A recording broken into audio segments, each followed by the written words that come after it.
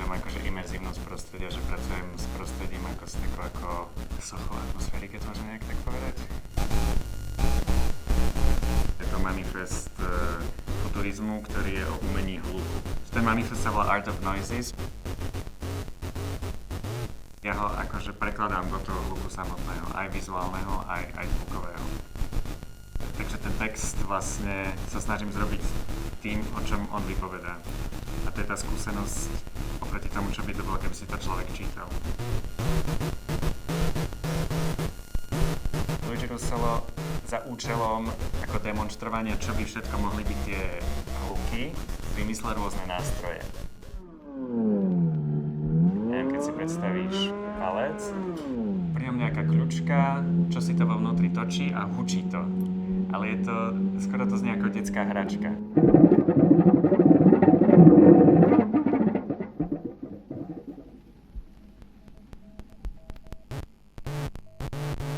Ten manifest sa zasadzuje o to, aby sa všetky možné zvuky dostali ako do sféry hudobného vnímania, alebo potenciálne, hej, nenutne. To si myslím, že je aktuálne aj dnes. Za prvé, za druhé, mňa baví ako ten text, že je písaný tak strašne agitačne, tak taliansky. Má taký temperament. Ale vlastne ja to dielo reinterpretujem formou, že ho prekladám do morzevky, ktorá je svetelná aj zvuková. A svieti to jednak na projekciu a druhý projektor svieti na synťáky, ktoré som si postavil, ktoré sú senzitívne na svetlo, takže majú rezistory, ktoré určujú výšku tónu podľa toho, koľko svetla sa im dostáva.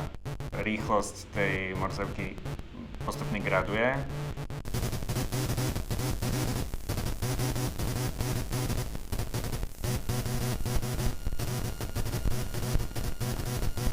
Čítanie textu alebo uvažovanie o texte môže spustiť telesnú reakciu, ktorá sa v tele zapíše ako skúsenosť. A vlastne sa tú skúsenosť snažím priblížiť tomu publiku a vlastne ju viac ako sprístupniť.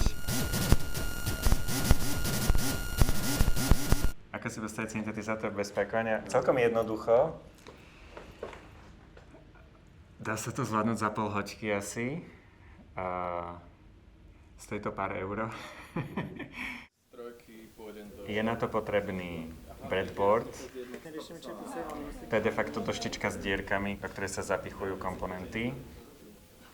Takže ten spoj sa nevytvára pajkovaním, ale vytvára sa tým, že niektoré dierky sú prepojené a niektoré nie sú. Takže to je ako jednoduchá skladačka a stačí na to jeden čip, ktorý de facto neustále neguje sám seba.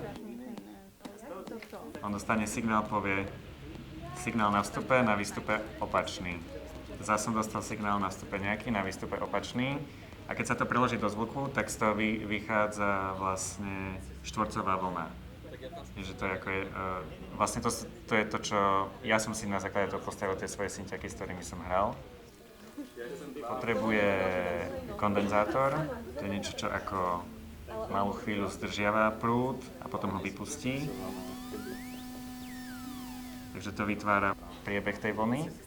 A ešte jeden rezistor, ktorý vytvára odpor, jednu baterku a výstup na audio.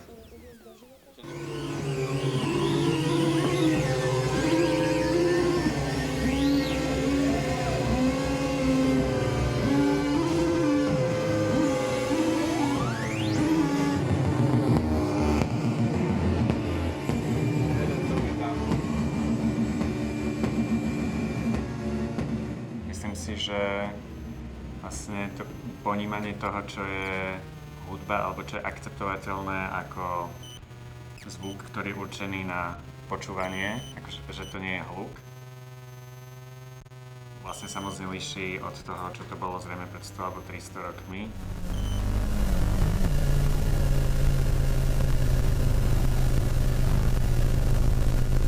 Pracujem s intenzitou určite, ale akože nie za každú cenu. To je de facto konceptuálna práca. A vlastne ten výstup z nej je výsledok toho konceptuálneho uvažovania. Myslím si, že keby sa to malo písať dnes, tak vlastne to znie úplne inak a jedna z možností by mohla byť ako takáto. No.